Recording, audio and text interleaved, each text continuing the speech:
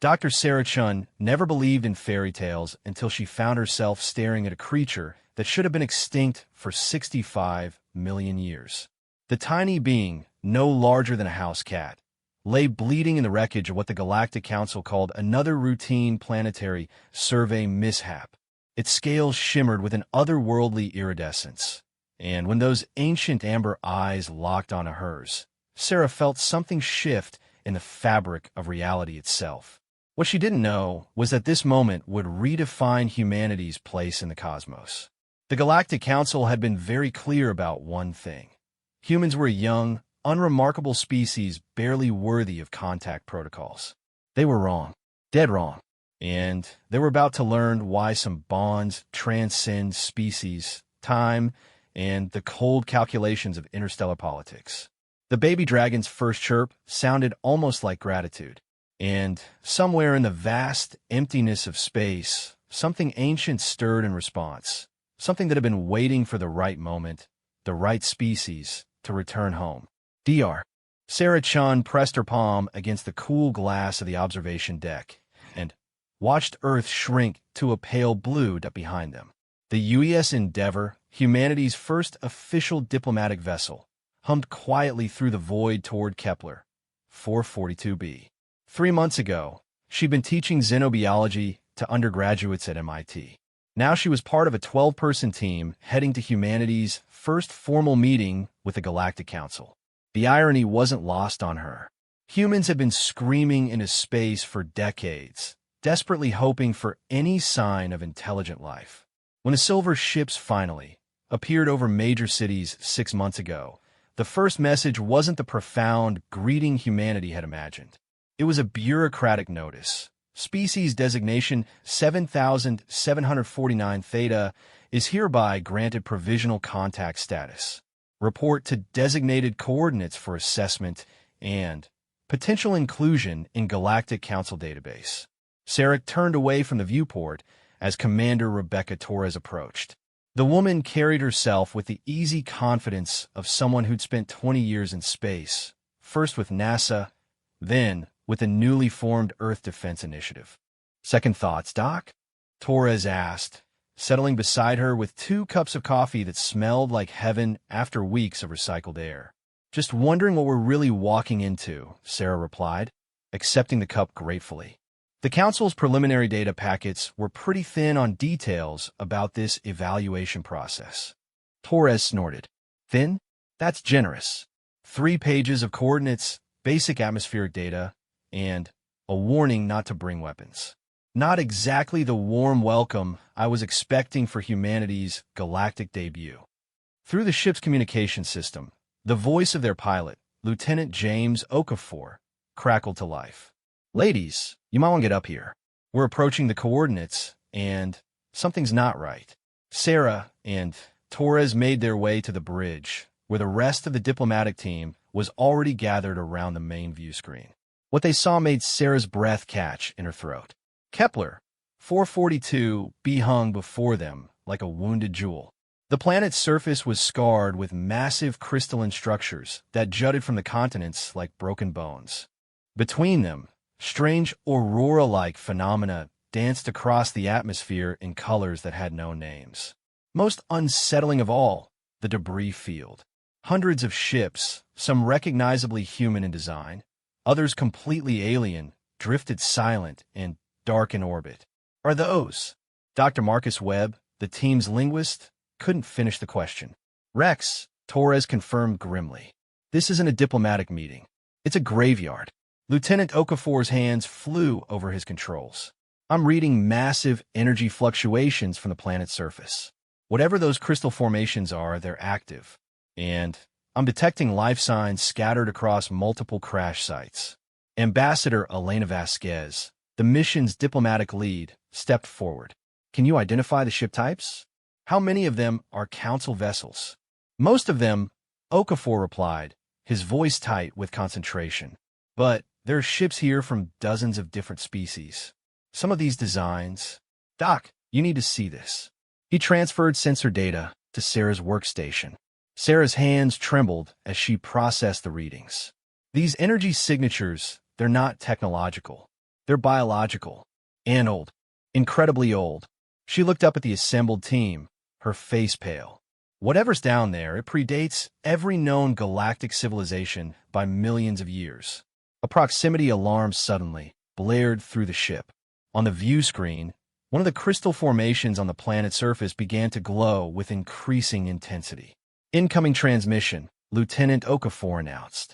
It's from the planet. The main screen flickered, and a face appeared that made several team members step back instinctively. The being was humanoid, but clearly reptilian, with scales that shifted color like oil on water and eyes like molten gold. When it spoke, the translation matrix struggled with the archaic dialect. Another young species arrives to face the trial of bonds. The being said, its voice carrying harmonics that seemed to resonate in their bones. Your predecessors have failed, as was expected. The guardians sleep deep, and none have proven worthy to wake them. You may join the others in their eternal rest, or you may attempt what none before you have achieved. The transmission cut off abruptly, leaving the bridge in stunned silence. Well, Torres said finally. That was ominous. Dr. Webb was frantically working at his translation console. The linguistic patterns are fascinating. That wasn't modern galactic common. The syntax suggests it's derived from a much older root language. Proto-Draconic, if I had to guess. Dragons? Sarah couldn't keep the skepticism out of her voice. Mythological framework, Webb explained. Most species have legends about ancient, powerful reptilian beings. The Galactic Council's cultural database suggests they might be based on actual encounters with a now-extinct species. Ambassador Vasquez moved to the center of the bridge. Options, people. We can return to Earth and report what we've found, or we can investigate further. The Council clearly sent us here for a reason, even if they didn't tell us the full truth. Sarah found herself studying the sensor readings again. The biological signatures were unlike anything in the xenobiological databases. They reminded her of something, though she couldn't quite place what. There was a pattern to the energy fluctuations, almost like distress calls, she said suddenly. The energy patterns from the planet's surface. They're not random. They're distress calls. Torres raised an eyebrow. From what? I don't know yet. But something down there is alive, and it's calling for help. The debate that followed was brief, but intense. In the end, Sarah's argument won out. If there were survivors on the planet, human ethics demanded they at least attempt a rescue. The fact that it might also provide answers to what had happened to the other diplomatic missions was a secondary consideration. 2 hours later, Sarah found herself strapped into the crash seat of a shuttle alongside Torres, Dr. Webb, and Lieutenant Okafor. The plan was simple. Land near one of the larger crash sites, investigate the energy signatures, and extract any survivors they could find. What they discovered would change everything humanity thought it knew about their place in the universe. The shuttle touched down on a crystalline plateau, surrounded by the twisted remains of what had once been a magnificent ship. The vessel's hull bore the triple star insignia of the Galactic Council, but it had been torn open like a flower, its interior exposed to the alien sky. Atmospheric readings are stable, Okafor reported.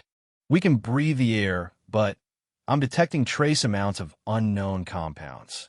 Recommend keeping the environmental suits sealed for now. They approached the wreck carefully, weapons drawn despite the prohibition. The interior of the ship was a maze of collapsed corridors and shattered bulkheads. Emergency lighting cast eerie shadows that seemed to move with a life of their own. Life signs are coming from the lower decks, Torres whispered into her comm. Something big. They made their way deeper into the ship, following the increasingly strong biological readings. The energy Sarah had detected from orbit was stronger here, pulsing with a rhythm that reminded her of a heartbeat. As they rounded a corner, they found the source. The creature was magnificent and terrible at the same time. It stood nearly 3 meters tall, with scales that shimmered between deep emerald and burnished gold. Its wings, folded against its back, bore tears from what looked like weapons fire. Ancient amber eyes fixed on the humans with an intelligence that was unmistakably aware. A dragon, Webb breathed. An actual dragon. The being spoke, its voice carrying the same harmonic quality as the earlier transmission, but somehow more personal, more immediate. You're not of the Council species. Young ones, perhaps. There's been no new blood in the galaxy for centuries. Sarah stepped forward, her xenobiology training overriding her fear. We're human. We're here because we detected distress signals. The dragon's expression shifted to something that might have been surprise. Distress signals? No, young one. What you detected were birth cries.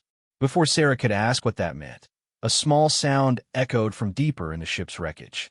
It was weak, almost musical, and it tugged at something primal in Sarah's chest. The adult dragon's eyes softened. The little one has survived longer than I dared hope. The others of my kind are gone, taken by the Council's fear and ignorance. But she has been waiting. Torres kept her weapon trained on the dragon, but allowed Sarah to move deeper into the wreck. What she found there would haunt her dreams and fuel her determination for the rest of her life. Nestled in a makeshift nest of emergency blankets and ship insulation was a creature no larger than a house cat. Its scales were the deep blue-black of space itself, shot through with veins of silver that pulsed with bioluminescent light. When those ancient amber eyes opened and fixed on Sarah, she felt something fundamental shift inside her consciousness. The baby dragon was dying. Its breathing was shallow, its body temperature far too low. Without thinking, Sarah reached out and gathered the tiny creature against her chest, her environmental suit's heating elements automatically adjusting to provide warmth. The effect was immediate and profound. The baby's breathing stabilized, and a soft, musical purr emerged from its throat. More importantly, Sarah felt a connection form that went beyond the physical. Images flashed through her mind. Vast flocks of dragons soaring between stars, ancient cities that spanned continents, and a terrible war that had reduced a galactic civilization to scattered survivors hiding in the shadows. Impossible, the adult dragon whispered, its voice filled with wonder. The bond forms. After all these centuries of failure, the bond forms with a species we have never encountered. Sarah looked up, the baby dragon still cradled against her chest. Fear. When a younger species achieved spaceflight, they saw dragons as a threat rather than as partners. The Galactic Council was formed specifically to contain us, to prevent the formation of new bonds. They have spent centuries ensuring that no species would be allowed to achieve the partnership that made us strong. Sarah felt the baby dragon shift in her arms, its breathing now strong and steady. The connection between them was growing stronger by the moment, and with it came an understanding that went beyond words. The baby wasn't just bonding with her as an individual. It was bonding with humanity as a species. The little one has chosen, the adult dragon said, its voice filled with something that might have been hope. For the first time in 3,000 years, a new bond has formed. But the Council will not permit it to continue. They will come for you, for her, for all of your kind, if necessary.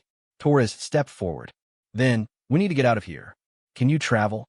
The dragon attempted to stand and immediately collapsed, its injuries too severe.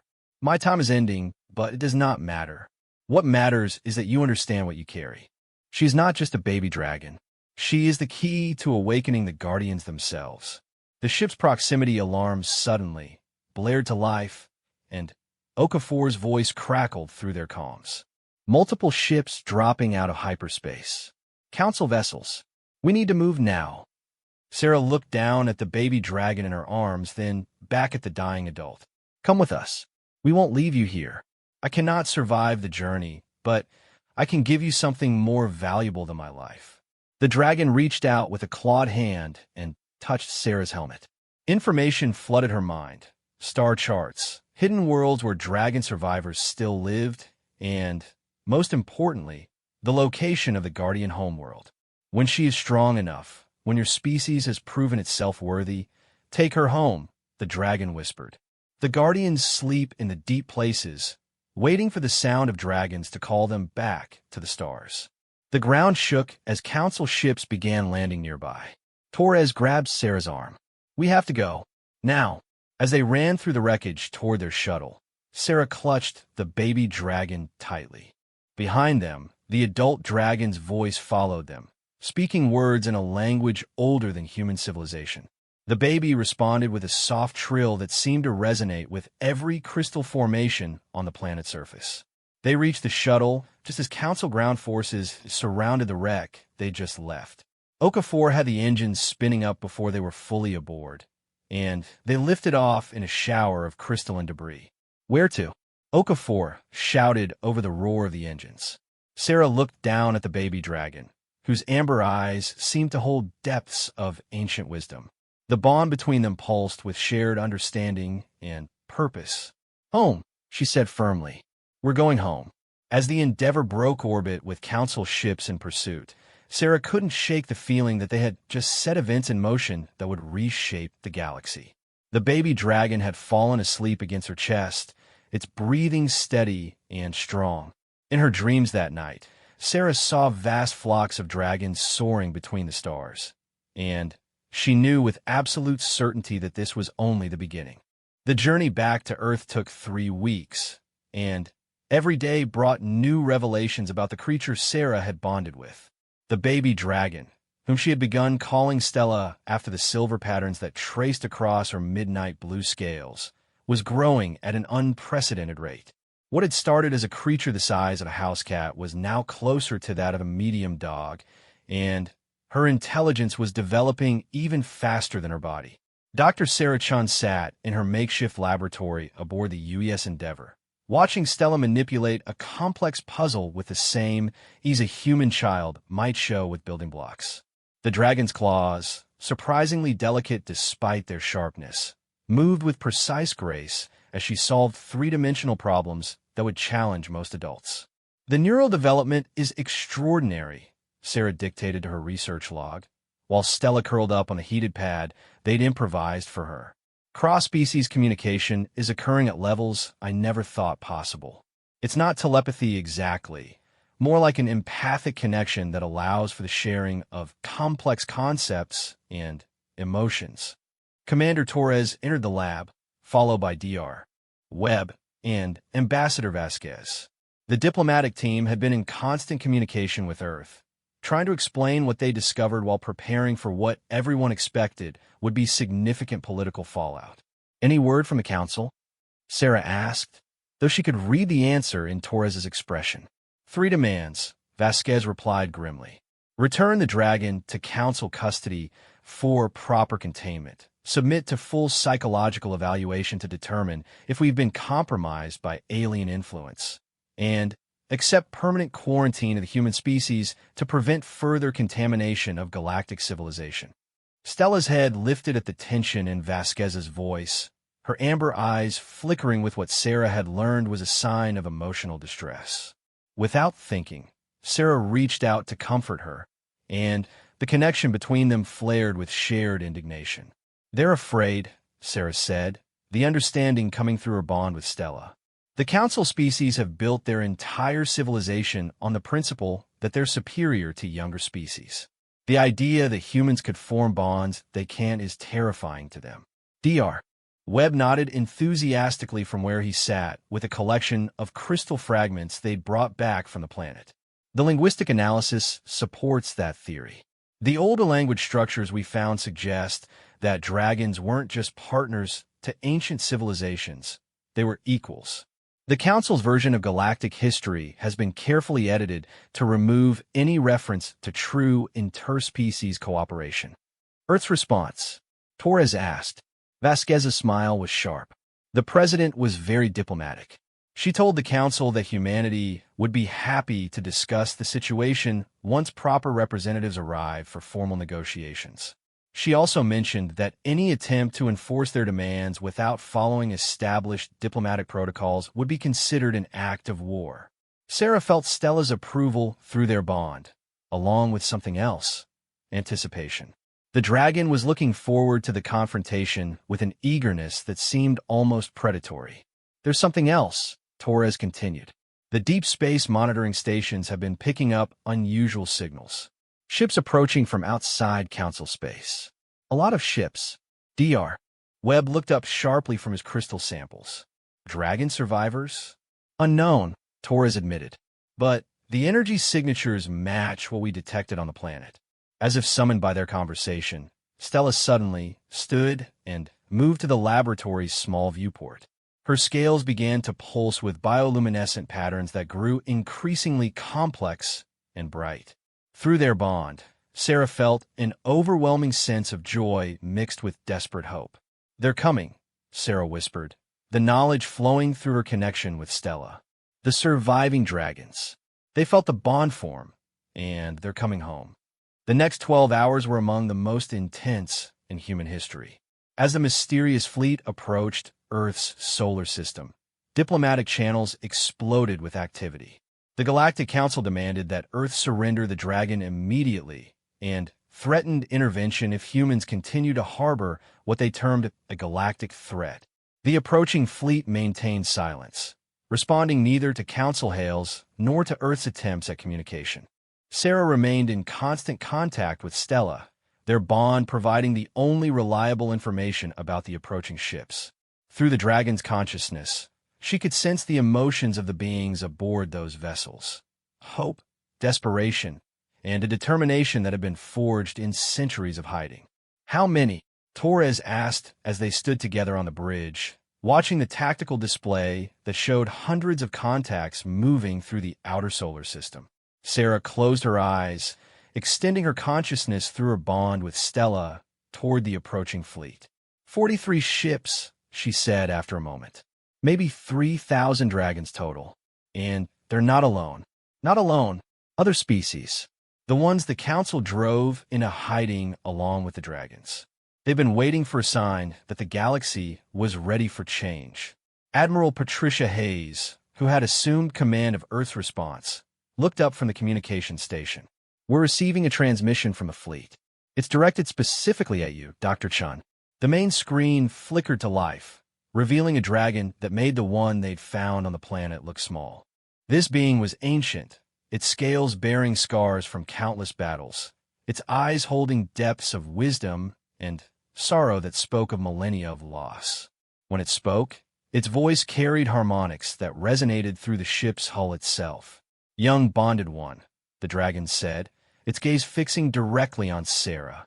"I am Pyraxis, speaker for the hidden. We felt the new bond form across the galaxy, the first in 3,000 years. We come to witness, to protect, and, if necessary, to fight." Sarah stepped forward, feeling Stella's encouragement flowing through their connection. "We didn't know. When we found her, we had no idea what it would mean. Knowledge was stolen from your species before you achieved the stars," Pyraxis replied. "The Guardians' gifts were hidden, their purpose obscured. But the potential remains, sleeping in your genetic code, waiting for the right moment to awaken. The Council will not permit this," Admiral Hayes interjected. "They've already mobilized their fleets. We're looking at a potential war that could devastate multiple star systems." Pyraxis's expression shifted to something that might have been amusement. "The Council fears what they do not understand. They have ruled through intimidation and isolation for centuries, keeping younger species divided and weak. But they have forgotten that dragons are not easily cowed, and humans are full of surprises." The tactical display suddenly erupted with new contacts. Council battle fleets were dropping out of hyperspace throughout the solar system, massive dreadnoughts and carriers that dwarfed Earth's defensive forces. The message was clear: humanity would surrender the dragon, or Earth would face the consequences. "Battle stations," Admiral Hayes ordered. "All ships, prepare for combat." Sarah felt Stella's sudden surge of excitement through their bond, followed immediately by her own flash of understanding. "Wait," she called out. "Don't engage them. Not yet. Dr. Chun, with respect, we're facing the entire Council fleet," Hayes replied. "Whatever you're planning, trust me," Sarah said, moving to Stella's side. The young dragon had grown again, now standing nearly shoulder-high to Sarah. Her scales were blazing with patterns of light that seemed to pulse in rhythm with her heartbeat. "Stella has something to show them." The dragon looked up at Sarah with those ancient amber eyes, and Through their bond came a communication more complex than anything they'd shared before. Images, emotions, and concepts flooded Sarah's consciousness. The true history of the galaxy, the Guardians' grand design, and humanity's role in what was to come. "Open a channel to all ships," Sarah ordered. Council, dragon, and human alike. Admiral Hayes hesitated for a moment, then nodded. "Channel open." Sarah placed her hand on Stella's head, and their bond flared into something beyond mere connection. For a moment, they weren't two separate beings, but something new, something greater than the sum of their parts. "People of the galaxy," Sarah began, her voice somehow carrying the harmonic resonance that marked Dragon's speech. "You see before you the beginning of something that was prophesied long before any of our civilizations reached the stars. The Guardians, the first sapient species to achieve true interstellar travel, knew that they were dying. But they also knew that consciousness, intelligence, and wisdom need not die with them." On the screen, she could see council officers frantically working at their stations, trying to jam the transmission. But Stella's influence was growing, reaching out through quantum fields that no technology could block. They seeded the galaxy with the potential for bonds that transcend species, transcend evolution itself, Sarah continued.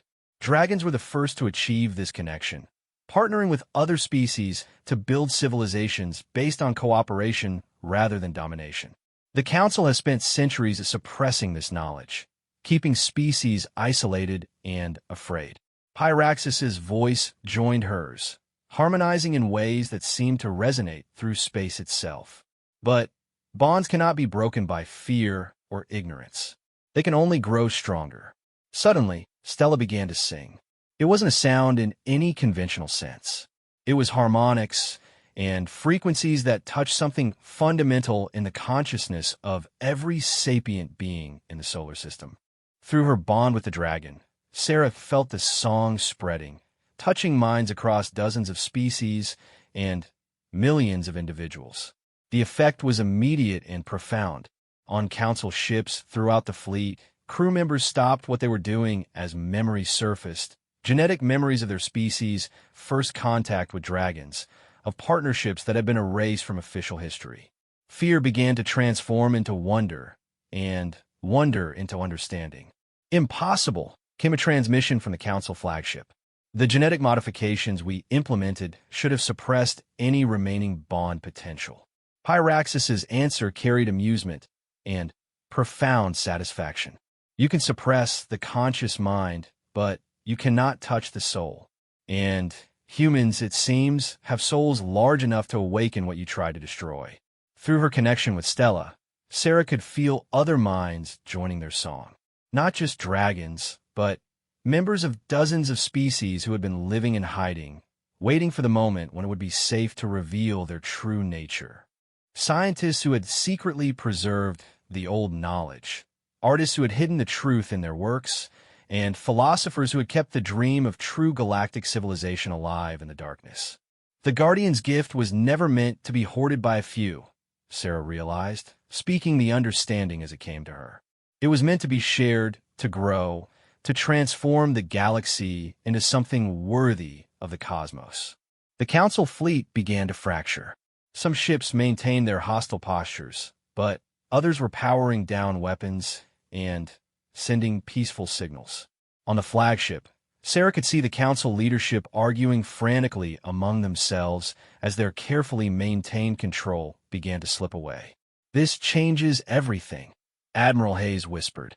"Everything," Sarah agreed, looking down at Stella, who had grown again during the psychic connection.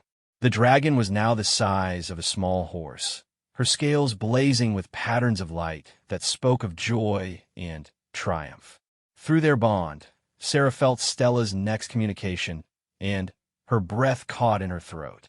The young dragon wasn't just growing physically and mentally. She was maturing into her role as a bridge between humanity and the greater galactic community. And she wasn't alone. Across Earth, in hidden laboratories and secret installations, other dragon eggs were beginning to hatch. Eggs that had been sleeping for centuries, waiting for the right moment to awaken. The bond between Sarah and Stella had been just the beginning. Humanity was about to discover that their destiny among the stars was far greater than anyone had dared to imagine. "Admiral," Sarah said, her voice carrying new authority, "I need you to send a message to Earth. Tell them to prepare for visitors. A lot of visitors. The hidden fleets aren't just coming here to witness. They're coming home." As if to punctuate her words, the quantum field around Stella began to pulse with increasing intensity. Through their bond, Sarah felt the dragon reaching out across space, sending signals that no technology could intercept or block. She was calling to something vast and ancient, something that had been sleeping in the deep places between stars for longer than human civilization had existed.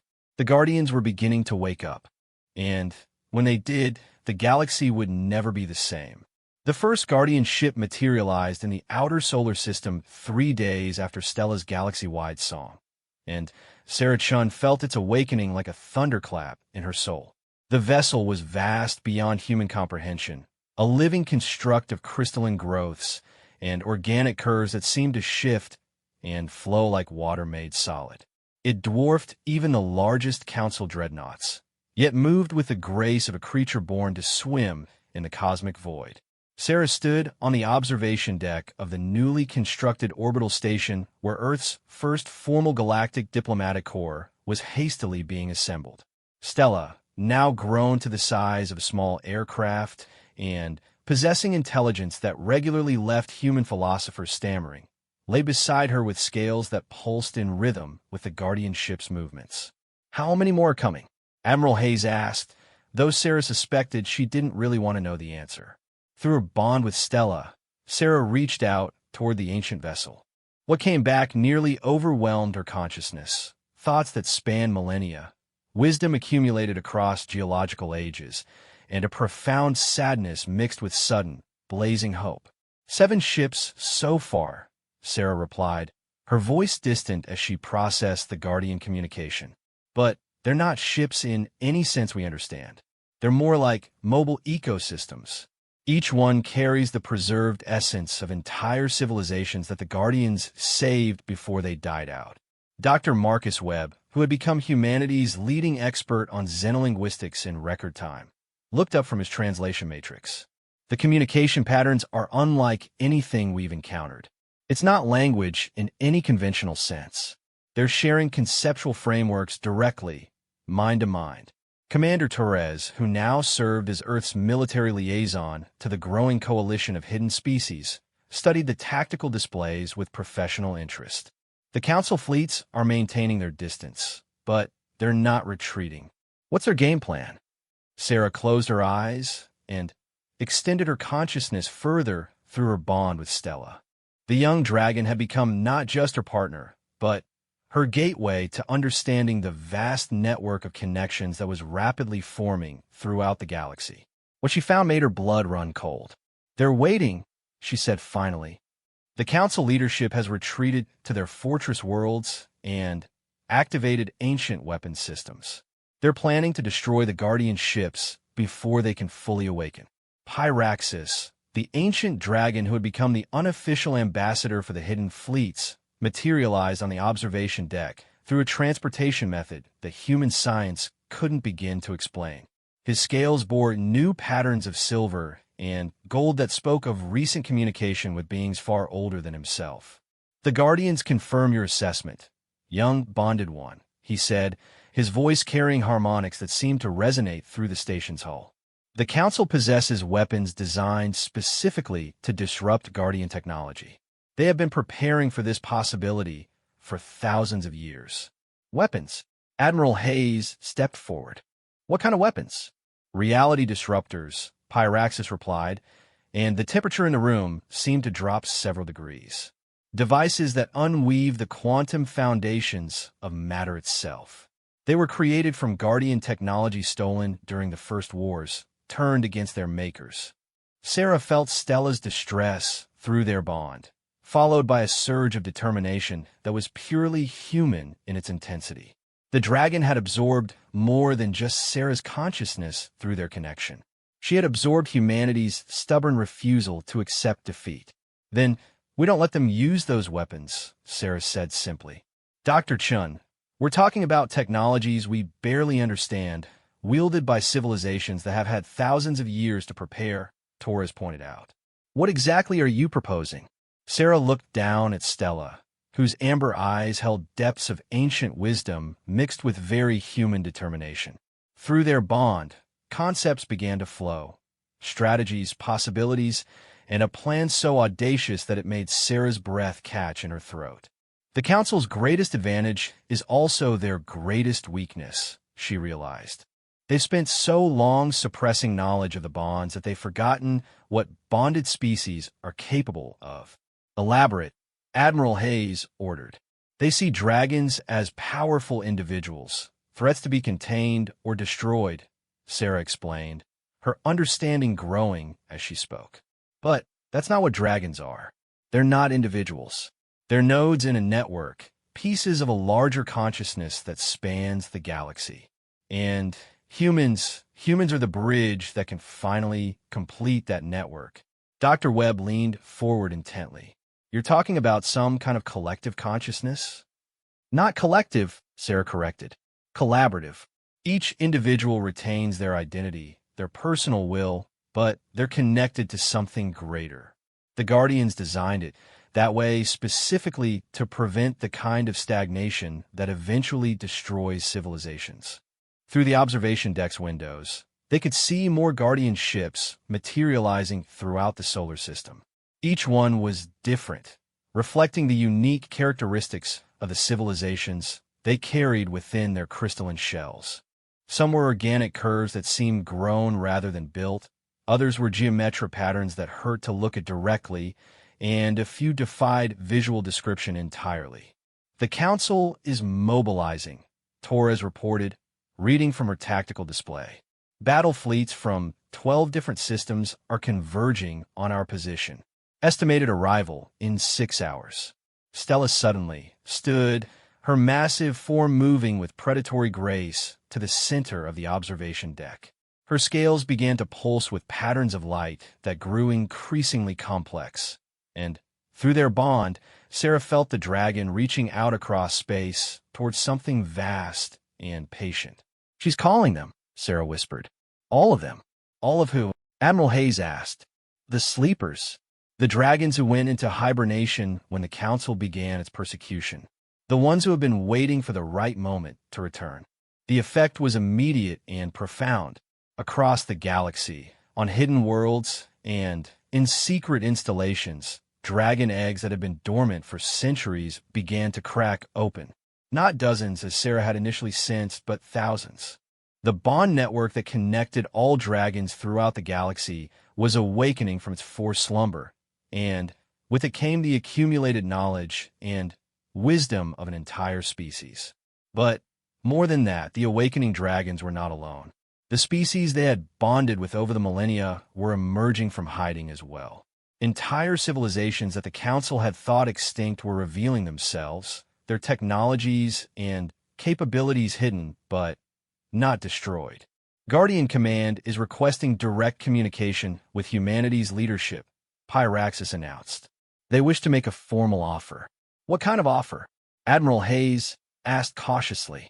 Sarah felt the answer flow through her bond with Stella before Pyraxis could respond. Partnership. True partnership, the kind that created the first galactic civilization. They want to offer humanity the choice the Council has denied every species for 3,000 years. The choice to transcend your current limitations, Pyraxis explained. To join the greater community as equals rather than subjects. But the offer comes with a price. If humanity accepts, you will become the guardian species for this region of the galaxy. The responsibility for protecting and nurturing younger civilizations will fall to you. Admiral Hayes looked around the observation deck at the assembled humans and dragons. And if we refuse, then the Guardians will return to their sleep. The hidden civilizations will disappear back into the void, and the Council will resume their rule unchallenged, Pyraxis replied. But the dragons will remain bonded to humanity regardless. That connection cannot be broken now that it has formed. Sarah felt Stella's amusement through their bond. The dragon found the idea that humans might refuse such an opportunity genuinely funny. Through their connection, Sarah could sense the eagerness of every dragon in the Awakening Network. They had been waiting so long for a species with the potential to be true partners rather than servants or masters. "There's something else," Sarah said, processing new information flowing through the bond. The Guardian ships aren't just carrying preserved civilizations. They're carrying the knowledge and technology of every species that ever achieved true interstellar civilization. If we accept their offer, humanity gains access to millions of years of accumulated wisdom. At what cost? Torres asked pragmatically. "We become responsible for using that wisdom properly," Sarah replied. "We become the species that decides whether the galaxy evolves toward greater cooperation or remains trapped in the Council's cycle of fear and control." The decision that followed was unlike anything in human history. It was made not through formal vote or executive order, but through a consensus that emerged organically as the implications became clear.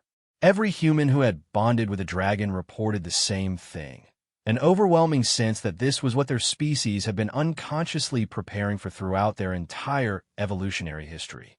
The formal response was delivered by Sarah herself, speaking not just for Earth but for humanity as a whole.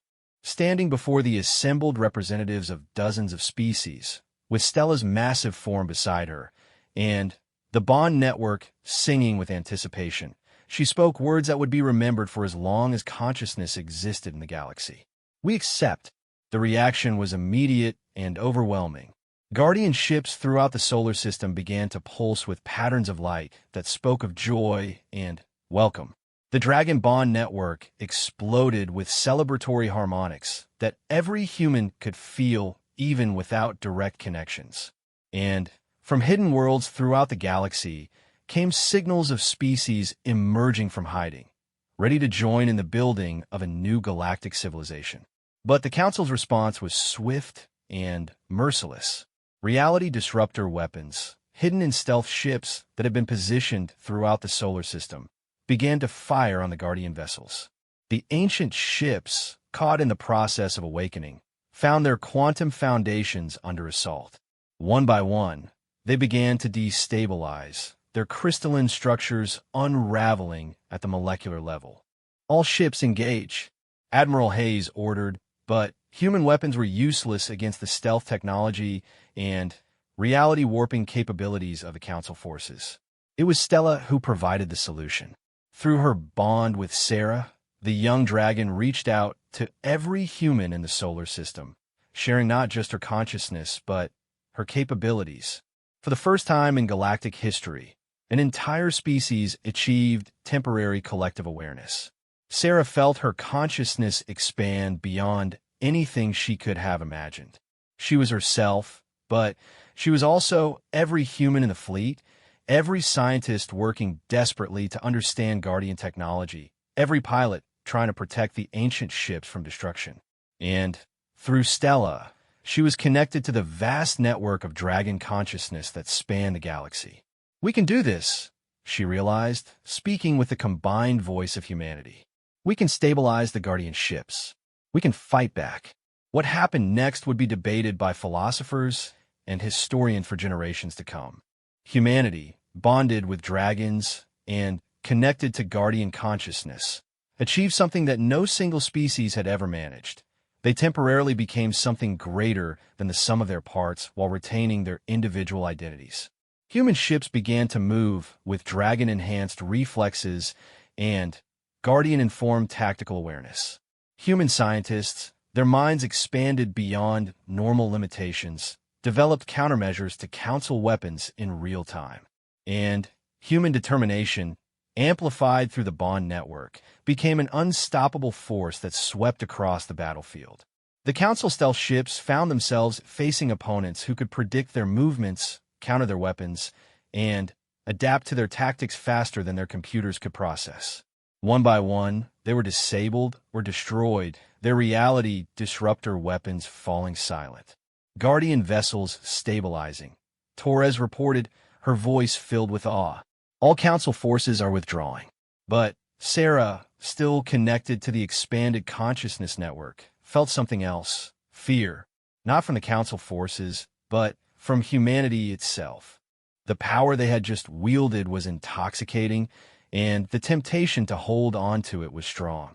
Through her bond with Stella, she felt the dragon's wisdom. Power without restraint was the path that had led to the council's tyranny. True strength came from knowing when to step back, when to remain individuals rather than dissolving into collective consciousness. "In the connection," Sarah ordered, speaking to every human in the network simultaneously. "Return to yourselves." The withdrawal was gradual but complete. Humanity stepped back from the edge of transcendence, choosing to remain themselves while maintaining their bonds with their dragon partners. It was a choice that impressed the Guardians more than any display of power could have. "Wisdom," Pyraxis observed, his ancient voice carrying notes of profound respect.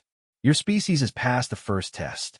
You have tasted ultimate power and chosen to remain human." Sarah looked around the observation deck, where her fellow humans were slowly returning to normal consciousness. Stella, still massive and magnificent, nuzzled against her hand with the same affection she had shown as a hatchling. "What happens now?" Admiral Hayes asked. Sarah smiled, feeling the vast network of awakening dragons throughout the galaxy, the hidden civilizations emerging from their long concealment, and the Guardians beginning their ancient work of nurturing younger species. "Now we get to work," she said. "We have a galaxy to rebuild." 6 months after the Battle of Sol, Dr. Sarah Chun stood in the crystalline gardens of New Avalon, humanity's first interstellar colony, watching Stella teach a clutch of newly hatched dragons how to navigate three-dimensional space. The young dragon had grown into her role as both partner and teacher, her midnight blue scales now bearing intricate silver patterns that marked her as a bond keeper, the first of her kind in 3 millennia. The colony itself was a marvel of guardian-influenced architecture, grown rather than built from living crystal that responded to the thoughts and needs of its inhabitants. Humans and dragons worked side by side with representatives of a dozen other species, creating something that had never existed before, a truly integrated galactic community. "The Council's response to our expansion has been interesting," Commander Torres reported, approaching through a grove of singing crystals that serve as both decoration and communication network. She now bore the title of Colonial Defense Coordinator, a position that required her to think in terms of stellar systems rather than continents. Sarah turned her attention from the dragon training session to Torres, though she remained aware of Stella's activities through their ever-present bond. Define interesting. 3 of their core worlds have declared independence and requested Guardian protection. Their populations are experiencing spontaneous bond awakenings with species we didn't even know existed. The Council leadership is calling it a pandemic of mental contamination. Through her connection with Stella, Sarah felt the dragon's amusement. The idea that cooperation and understanding could be considered a disease was particularly funny to a species that had evolved specifically to form bonds with others. "How are the new colonies developing?" Sarah asked, settling onto a crystal bench that automatically adjusted its temperature and texture to her preferences. "Beyond all projections," Torres replied, her expression mixing wonder with concern. "The Guardian ships aren't just providing technology and knowledge. They're actively participating in planetary development. We have 17 worlds now that are essentially alive, ecosystems that respond to inhabitants' needs while maintaining their own independent growth patterns. And the Eternal Gardeners are proposing a joint project to seed entire solar systems with self-sustaining ecosystems." Sarah processed the implications while watching Stella demonstrate proper breathing techniques to the young dragons. Through their bond, she felt the ancient knowledge flowing from her partner, wisdom accumulated over millions of years of Guardian observation and guidance. "What's the Council doing about it?" Sarah asked. "Panicking," Torres replied bluntly. Their entire power structure was based on controlling access to advanced technology and keeping species isolated from each other. Now we have civilizations openly sharing their most closely guarded secrets, and their members are abandoning council worlds to join the new colonies. They're also preparing for war, Webb added grimly. Intelligence reports suggest they're mobilizing their most advanced fleets and activating weapons systems that have been dormant for centuries. They see our expansion as an existential threat to their civilization. Sarah felt Stella's attention turn toward their conversation, the dragon's ancient wisdom providing context for the developing crisis. Through their bond came images and concepts that painted a clearer picture of what they were facing. It's not just about power, Sarah realized. The council leadership genuinely believes they're protecting galactic civilization. From their perspective, we're spreading chaos and undermining the stability they've maintained for thousands of years. Are we? Torres asked seriously. Sarah considered the question while observing the harmonious activity around them. Humans worked alongside beings whose very existence would have been considered impossible just months ago. Children played games that incorporated elements from dozens of different cultures, while artists collaborated on works that required multiple forms of consciousness to fully appreciate. We're changing everything, Sarah admitted. But change isn't inherently destructive. The council's stability came at the cost of growth, innovation, and the natural evolution of consciousness. We're offering an alternative. Suddenly, the crystal gardens rang with harmonic alerts that indicated incoming priority communications. Stella and the other dragons immediately took flight, their forms shimmering as they accessed the quantum communication networks that connected every bonded pair across the galaxy.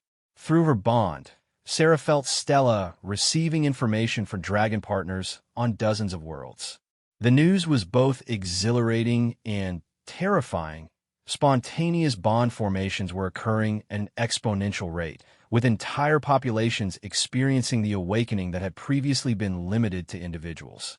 The cascade is accelerating, Sarah announced, sharing Stella's revelations with her human companions. Entire species are achieving bond consciousness simultaneously. It's not just individuals anymore.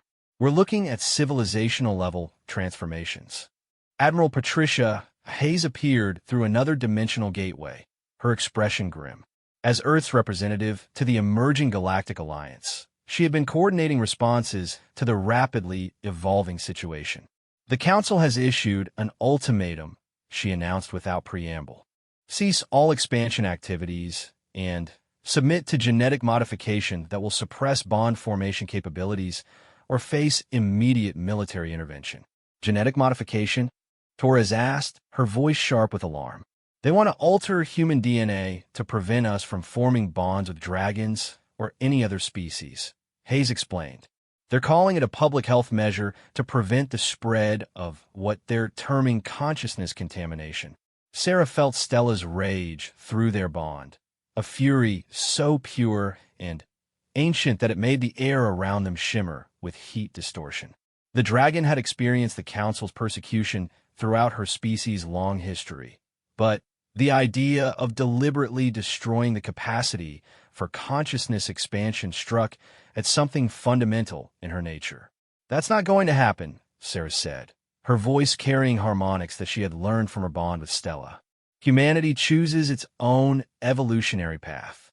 The question is whether we can defend that choice, Hayes replied. Intelligence reports indicate the Council is mobilizing the largest fleet in galactic history. They're calling it the final cleansing, intended to eliminate the bond network permanently. Webb stepped forward, his translation matrix flickering with incoming data streams from across the galaxy. There's more. The cascade effect isn't limited to known species. We're detecting bond formations in regions of space we thought were uninhabited. Ancient species that went dormant eons ago are awakening in response to the network expansion. Through her connection with Stella, Sarah felt the dragon reaching out across the galaxy, touching minds and consciousness that spanned millions of years. What came back was a revelation that changed her understanding of the crisis they faced. The Guardians aren't just the first species to achieve interstellar civilization, Sarah realized. They're the first species to achieve conscious evolution. Everything they've done, every civilization they've guided, has been preparation for this moment. Preparation for what? Admiral Hayes asked. The next phase of galactic evolution, Sarah replied, the knowledge flowing through her bond with increasing clarity. The Council's rule was never meant to be permanent. It was a necessary step, a period of stability that allowed younger species to develop the foundation they would need for what comes next. Stella landed beside Sarah, her massive form radiating excitement and anticipation. Through their bond came concepts that stretched human understanding to its limits.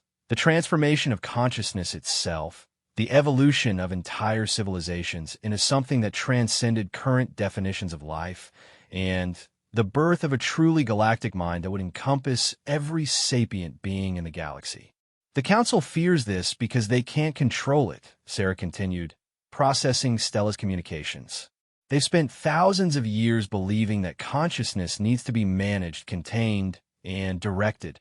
The idea that it can evolve naturally, grow beyond their understanding, is terrifying to them. So what do we do? Torres asked.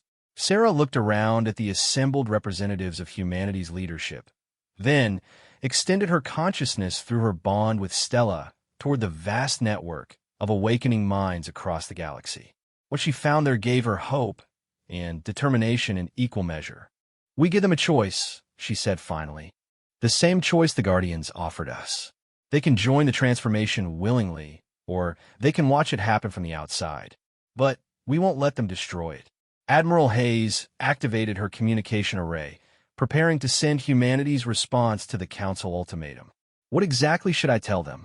Sarah smiled, feeling Stella's approval through their bond, along with the support of thousands of awakening minds across the galaxy. Tell them that consciousness is not a disease to be cured. It's a gift to be shared. And if they try to take that gift away from any species, anywhere in the galaxy, they'll discover what bonded civilizations are capable of when they work together. The message that went out from New Avalon that day was transmitted not just through technological channels, but through the quantum consciousness network that connected every bonded pair across the galaxy. It reached Council worlds where populations were already experiencing spontaneous awakenings, hidden colonies where ancient species were emerging from millennial hibernations, and guardian ships where the accumulated wisdom of eons waited patiently for the right moment to intervene. The Council's response was swift and predictable. Within hours, their massive fleet began moving toward the human colonies, reality disruptor weapons charged, and ready to eliminate what they saw as a galactic threat. But they were no longer facing just humanity and its dragon partners. They were facing something that had never existed before in galactic history, a truly unified alliance of conscious beings working toward a common goal.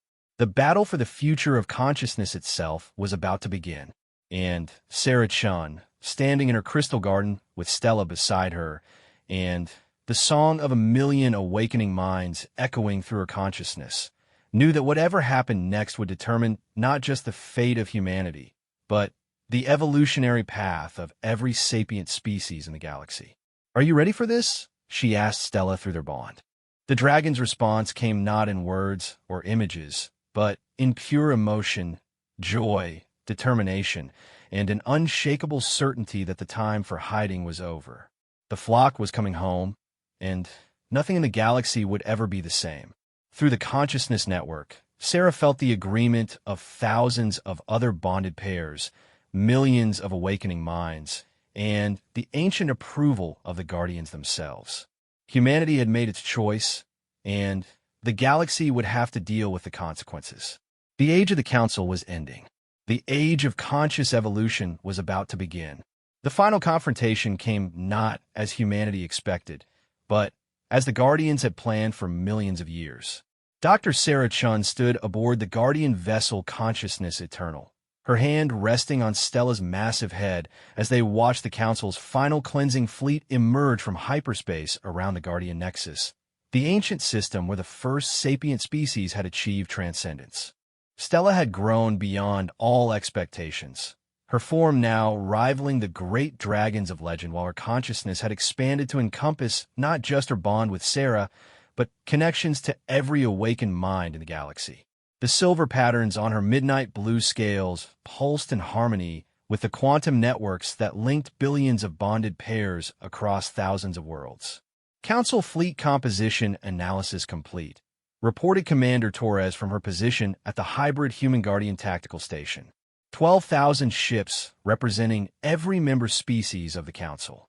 Reality disruptor weapons on 90% of vessels. They're not planning to negotiate. Sarah felt Stella's amusement through their bond, along with the deeper wisdom that came from the Dragon's connection to the ancient Guardian networks. They still don't understand what they're facing, Sarah observed. They see this as a military conflict. Admiral Patricia Hayes materialized beside them through the consciousness transfer system that Guardian technology had made possible. Her physical body remained on the command ship, but her mind could participate in the strategic planning taking place across multiple dimensions of space and time. Guardian Command is offering final terms, she reported. Complete stand-down of Council forces in exchange for preservation of their current territories under autonomy agreements. They can maintain their isolation if they choose, but they cannot prevent other species from evolving. Their response, Sarah asked, though she could feel the answer through the network of awakened minds. Rejection. Complete rejection. They're demanding immediate dissolution of all bond networks and surrender of Guardian technology. They're calling it a return to natural galactic order. Sarah extended her consciousness through her bond with Stella toward the vast Council fleet, trying to understand the motivations driving such desperate aggression. What she found shocked her, genuine terror. The Council leadership wasn't just afraid of losing power. They were afraid of losing themselves, of being absorbed into something they couldn't control or understand. They think consciousness evolution means the death of individual identity, Sarah realized. They don't understand that bonding enhances rather than destroys who we are.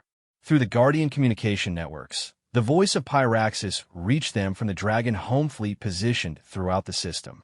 The fear is understandable, but misguided, the ancient Dragon observed. They have spent so long suppressing their own potential that they have forgotten what consciousness expansion actually means. Can we show them? Sarah asked. Demonstrate that bonding doesn't destroy individuality? Some will see, Pyraxis replied.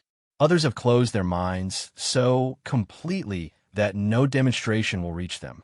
But perhaps enough will understand to prevent total catastrophe. The Guardian ship around them began to pulse with increasing intensity as ancient systems came online that hadn't been active for millions of years. Through the crystalline walls, Sarah could see other Guardian vessels throughout the system beginning similar preparations. But these weren't preparations for war in any conventional sense. Guardian command to all bonded consciousness came the harmonically complex announcement that reached every awakened mind simultaneously. The Transcendence Protocol is now active. All beings within the network may choose their level of participation. Sarah felt the choice offered to her through multiple layers of awareness. She could remain exactly as she was, maintaining her individual consciousness while staying connected to the network. She could temporarily expand her awareness to encompass multiple perspectives while retaining her core identity. Or she could choose full transcendence, becoming part of something larger while still preserving her essential self. Around her, she felt millions of other minds making their choices. Most chose to remain individual with network connection, as she did. But thousands chose various levels of expansion, their consciousness growing to encompass new possibilities while their personalities remained intact. The effect on the approaching Council fleet was immediate and dramatic. As consciousness expanded throughout the galaxy, even the most heavily shielded Council ships couldn't completely block the harmonics of awakening minds. Crew members on vessel after vessel began experiencing spontaneous bond awakenings, their suppressed potential finally breaking through the genetic modifications that had held them back for generations. Council fleet cohesion dropping rapidly, Torres reported. Over 30% of their ships are going offline as their crews experience awakening events. The rest are accelerating toward attack positions. Sarah watched through the Guardian sensors as the massive Council fleet split into two groups. One-third of the ships were pulling back as their crews underwent consciousness transformation. The remaining vessels, crewed by beings whose genetic modifications have been too severe to overcome, pressed their attack with desperate fury. Reality disruptors firing, Torres announced, targeting Guardian vessels throughout the system. The weapons that had once seemed so terrifying now met their match in Guardian technology that had been designed specifically to counter them. The ancient vessels didn't just absorb the reality-disrupting energies. They transformed them, converting destructive forces into new patterns of consciousness expansion that spread outward like ripples in a cosmic pond. Impossible came transmissions from Council command ships. Our weapons are only making them stronger. Sarah felt Stella's deep satisfaction through their bond, along with the accumulated wisdom of every Guardian consciousness that had ever existed. They designed the countermeasures millions of years ago, she realized. They knew this moment would come eventually. But the Guardians weren't content to simply defend. Through the consciousness network, Sarah felt their next action, not destruction, but demonstration. Every Council ship in the system suddenly found its weapons system shut down, not through technological interference, but through the direct influence of awakening consciousness among their own crews. This is Guardian Prime to all Council vessels, came the announcement that reached every mind in the system simultaneously. You have seen what consciousness evolution can accomplish. Your choice now is simple. Join the Transcendence willingly, or watch from the sidelines as the galaxy moves beyond your understanding. The response was chaos. Some Council ships immediately began negotiations for joining the awakened civilizations. Others tried to retreat, only to find their crews refusing orders as spontaneous bondings occurred throughout their fleets. A stubborn core of vessels, crewed by beings whose modifications had made consciousness expansion impossible, chose to fight to the bitter end. Council hardliners are forming up for a final assault, Torres reported. 2,000 ships with reality disruptor weapons at maximum power. They're targeting the Guardian home ships. Sarah felt Stella's sudden alertness through their bond, followed by communications from across the Dragon network. Something was happening that went beyond the current battle, something that had been building for millions of years. The Guardians are leaving, Sarah announced, the knowledge flowing through her connection with the ancient network. Not just withdrawing from the battle, leaving this dimension entirely. What? Admiral Hayes turned sharply towards Sarah. What? Because their work here is done, Sarah replied, processing the complex communications flowing through the consciousness network. They were never meant to rule the galaxy. They were gardeners, preparing the ground for what comes next. Through her bond with Stella, Sarah felt the dragon's excitement mixing with profound respect for the ancient beings who had guided galactic evolution for so long.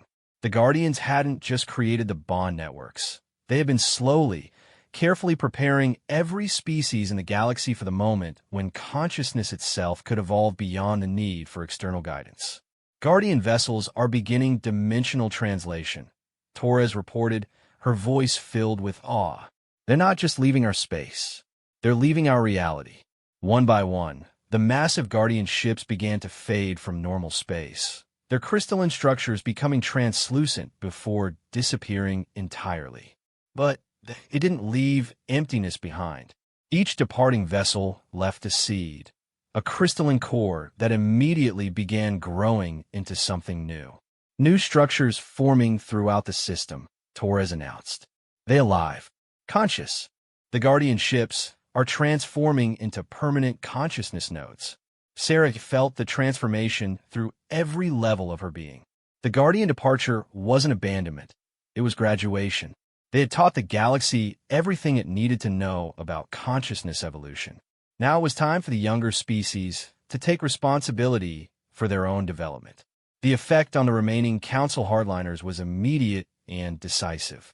Faced with technology they couldn't understand, outnumbered by their own ships that had joined the awakened civilizations, and confronted by consciousness nodes that made their reality disruptor weapons useless, they simply stopped fighting. Council Command ship is requesting terms, Admiral Hayes announced with obvious surprise. No terms necessary, Sarah replied, feeling the wisdom of the consciousness network guiding her words. The door is always open for those who choose to walk through it. The final phase of the confrontation came not as conquest, but as invitation. Sarah found herself standing in a space that existed between dimensions, facing the council leadership in a forum that transcended physical reality. Stella was with her, as were representatives of every awakened species in the galaxy. "You offer us absorption," the Council Prime said, its form shifting between the various species that made up the council leadership. "The destruction of everything we have built." "We offer you evolution," Sarah replied. "The chance to become more than you ever imagined while remaining exactly who you are. Impossible. Consciousness cannot be shared without loss of self." Sarah smiled and opened her awareness fully, allowing the Council Prime to experience her bond with Stella directly. For a moment, the ancient being experienced what it meant to be both fully human and completely connected to something greater. "I'm still Dr. Sarah Chun," she said softly. "I still remember my childhood on Earth, still love the same foods, still get frustrated with bureaucracy. But I'm also more than I was. The bonds don't diminish us. They complete us." The transformation that followed was gradual, but inevitable. One by one, the council species chose to join the consciousness network, their fears dissolving as they experienced the reality of expanded awareness without loss of identity. Not all made the choice immediately, and some chose to remain independent observers, but the age of forced isolation was over. Years later, Sarah stood once again in the crystal gardens of New Avalon, watching a new generation of human children play with young dragons, their bonds forming as naturally as friendship. Stella, now ancient by dragon standards but still Sarah's constant companion, watched with the satisfaction of a teacher whose students had exceeded all expectations. "Any regrets?" Sarah asked through their bond, the question encompassing not just their personal journey, but the transformation of the entire galaxy. Stella's response came not in words, but in images. The vast flocks of dragons that now soar between stars, carrying bonded partners from hundreds of species. The consciousness nodes that had grown throughout the galaxy, serving as meeting places for minds that span dimensions. The new civilizations that were emerging as species learned to work together in ways their ancestors had never imagined. "No regrets," Sarah said aloud, speaking for both of them. "Only possibilities." Through the consciousness network that now spanned the galaxy, she felt the agreement of billions of minds, each one unique and individual, yet part of something greater than the sum of its parts. The baby dragon had come back, just as the Guardians had planned. And, as promised, she had brought a flock with her. The age of separation was over. The age of conscious unity had begun. And, somewhere in the space between dimensions, ancient guardians smiled in their transcendent wisdom, knowing that their children were finally ready to write their own destiny among the stars. Humanity had found its place in the cosmos not as conquerors or subjects, but as bridges between what was and what could be. The baby dragon always comes back, Sarah reflected, and when she does, she brings the future with her.